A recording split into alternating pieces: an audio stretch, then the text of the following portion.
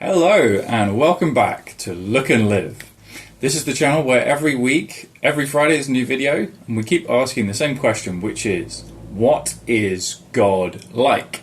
And we're looking through different picture language, similes, metaphors, poetic ideas that God himself uses to help us understand what he's like. So, what are we talking about this week? We say, what is God like? We're going to say, very similar to last week, picking up where we left off, God is like a loving father. And what are we like? We are like lost sons. We looked at this story last week of the parable, which is normally called the prodigal son. But as we saw last week, there's two sons in the parable.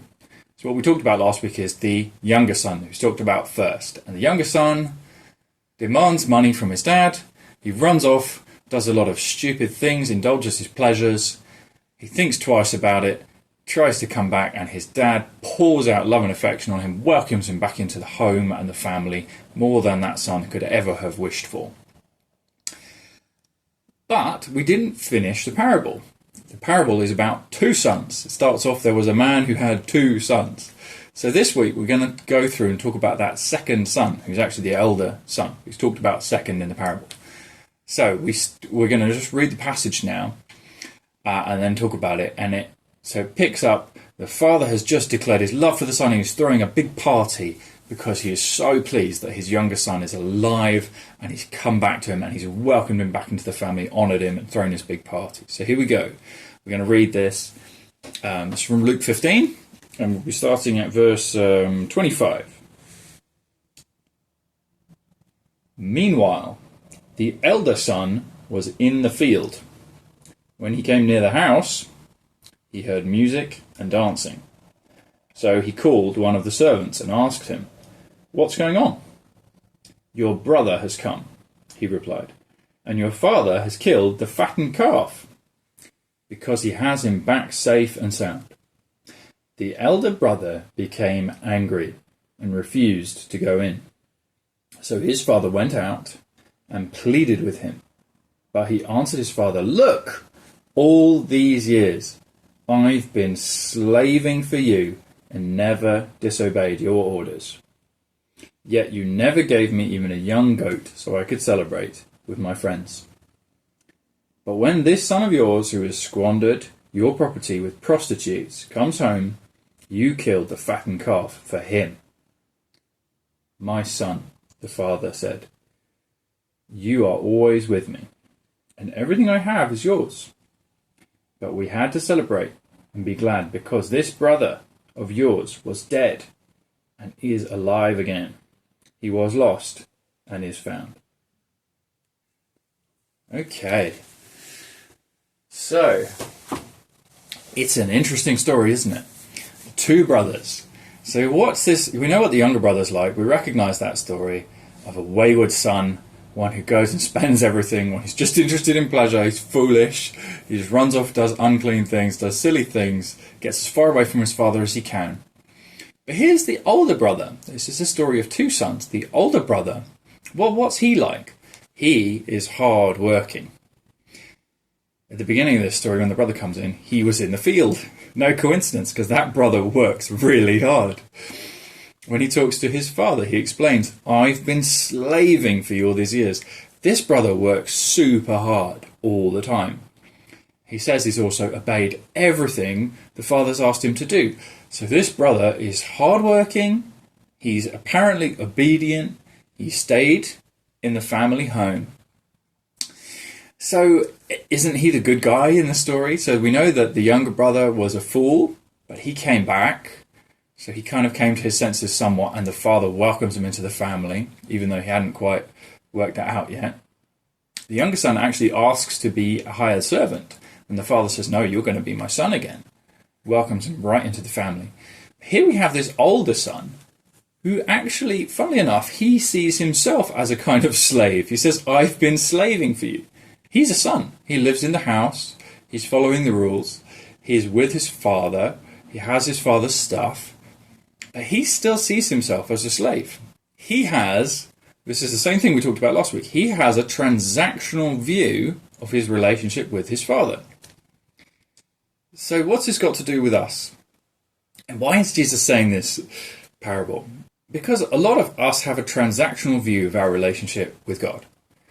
We think we give something to God and he'll give something to us. This older son believes that he does all this work for the father and then the father will give him good things. Give him favor, give him his inheritance, give him good things, blessings. And this is a view a lot of us have of God, that we do lots and lots of good work for God and God will bless us. God will accept us into his family if we do lots and lots of good work. God will give us good blessings if we do lots and lots of hard work for him and slave away from him and obey everything he has to say. And there's lots of verses in the Bible, if you took them out of context, it might seem like that.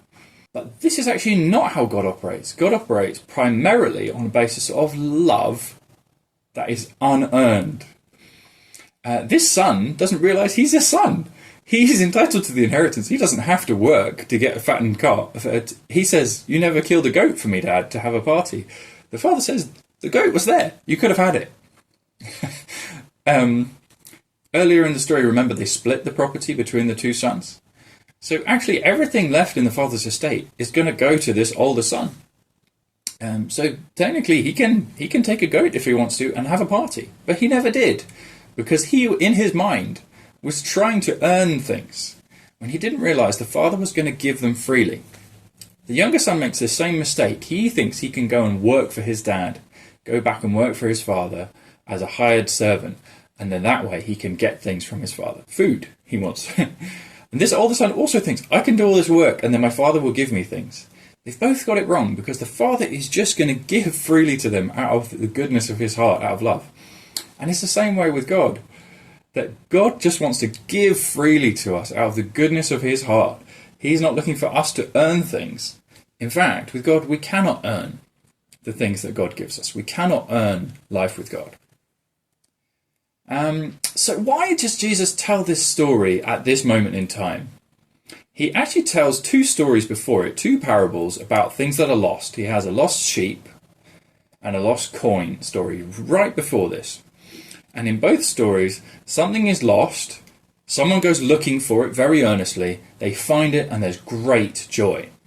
That happens with the sheep, and he celebrates with all his friends. It happens with the lady who loses the coin. She finds it, and she celebrates with everyone.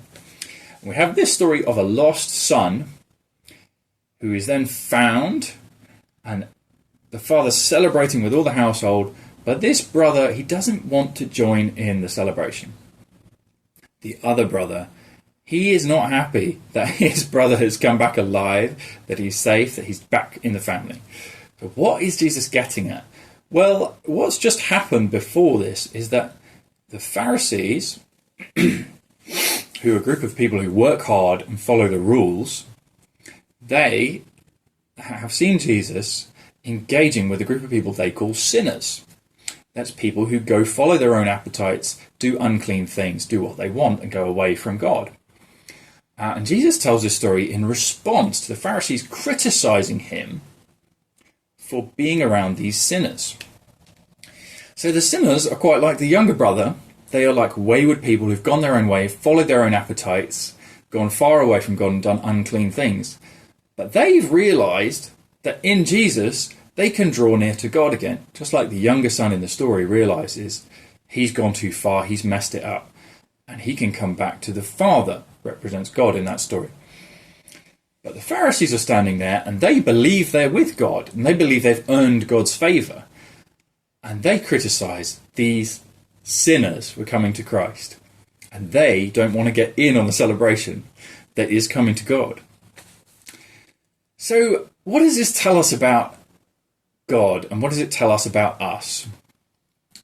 Well, it tells us that God is just looking to give us what we need, and to love us, and to welcome us into his family, crucially. He's like a father who wants us to join into his family, and to love him and have a relationship with him. And neither of these two sons was clued up to that. Neither of them worked out that their father loved them, and that they could just be with him and enjoy his love and enjoy that relationship. And what does it tell us about us? What does it tell us about lostness? Because there are two sons here, and I believe they are both lost. One of them's obvious, the younger one's obvious how he's lost. But what about the older one? He's lost in a different way. He's lost in false religion. He's lost in the way that he believes he can earn God's love and favour.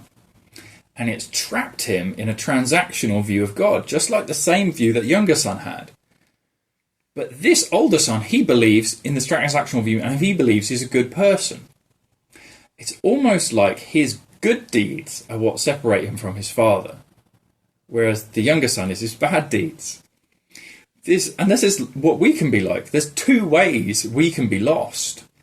We can be lost by just doing lots of obviously evil things, just indulging all our desires, or we can be lost by trying to follow the rules. And how is that lostness? It's because actually in doing all these supposedly good things, actually the older brother is filled with pride. Number one, he doesn't love his father. He's not interested in a relationship with the father. Number two, he believes he's earned all these things from his father. He believes he's put the father in his debt.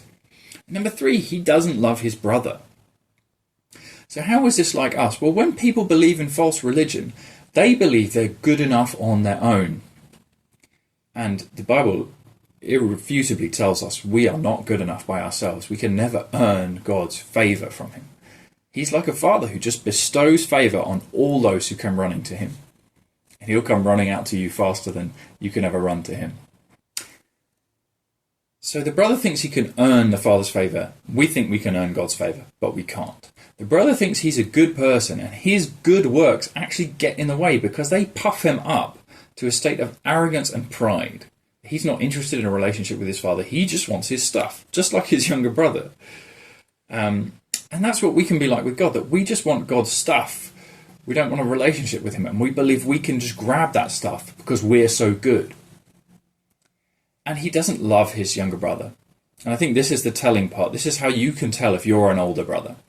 When you see other people do well, other people succeed, other people have favour, other people, particularly with God, other people be loved by God and chosen by God, and you look at them and say, that's not right, God shouldn't love them. That's how you can tell if you are self-righteous, like this older brother. If you, also, another way you can tell is, the older brother starts listing off all the good things he's done. I did this, I did that, I did this, I did that. And if you find yourself doing that, listing off all the good things you've done and why you're so amazing and why God needs to bless you, if you think you've put God into your debt, that you've done all these good things for God and he has to bless you, then you might have an older brother mentality. And I think Jesus tells this story, I think it's almost as though the older brother is worse than the younger brother. They're both lost, they're both estranged from their father in different ways. The younger one physically and socially, but the older one is emotionally estranged because he doesn't realise the father loves him and he's not interested in a love relationship. He wants his transaction to get stuff. But the younger one realises his lostness and he comes back to the father. Now he's maybe being a bit cunning and sneaky and he's still seeking his own desires, but he comes to the father, crucially. And then the father bestows that love on him. The older son doesn't want to come to the father. He doesn't want to join the party. He stands outside. Because he thinks he's good, his good deeds are actually the very thing that keeps him away from God. The things he thinks are good deeds, actually the thing that keeps him away from his father. And that can be like us. If we believe we're good, we believe we have this mountain of good deeds, that can actually keep us estranged from God. But the good news is there's an invitation to older brothers and younger brothers alike. The younger brother, the father goes and jumps on him, hugs him and loves him. But to the older brother too, there's an invitation. Because to the older brother, the father goes out of the party to go find the older brother. He still loves him and he invites him into the party. And he explains to him, you can have any of my stuff. And he explains to him, I'm here with you, you live with me. Even though the older brother lives with him, the brother doesn't realise he has access to the father. So there's an invitation to anyone, whether you are self-righteous or whether you're off doing lots of silly, unclean things. there's an invitation to a party, and there's an invitation to join the family of God, like that loving father in that story. So, thanks for joining this week. I believe I might talk about another family metaphor again next week. That's my kind of overall theme. God is family. God is a good father. God invites us to join his family. I may talk about that again next week, hopefully, God willing. And I've got a video of side notes of lots of different things, research I came across while planning this video that I would love to share with you guys. But please pray God gives me strength to do that. It's just very touch and go at the moment. Yes. And yeah, love you guys. Bless you. God is a beautiful, loving father who invites us into a love relationship, not a financial transaction. So, thanks for joining. Hopefully see you again next week.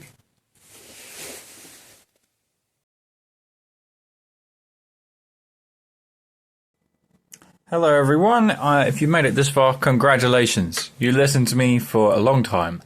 Just to say that these paintings in the background are done by my wife, and they are available for sale for originals and prints. Just get in touch with her via her Instagram or email, which are both down below. Thanks for joining, thanks for following along with these videos. Please let me know what you think down below. I noticed I talked about the older brother wanting stuff a lot, and I think that's a bit wrong. I think he mostly wants approval, and the stuff is a sign of approval from the father. Anyway, thanks for joining me this week, and hopefully see you next week.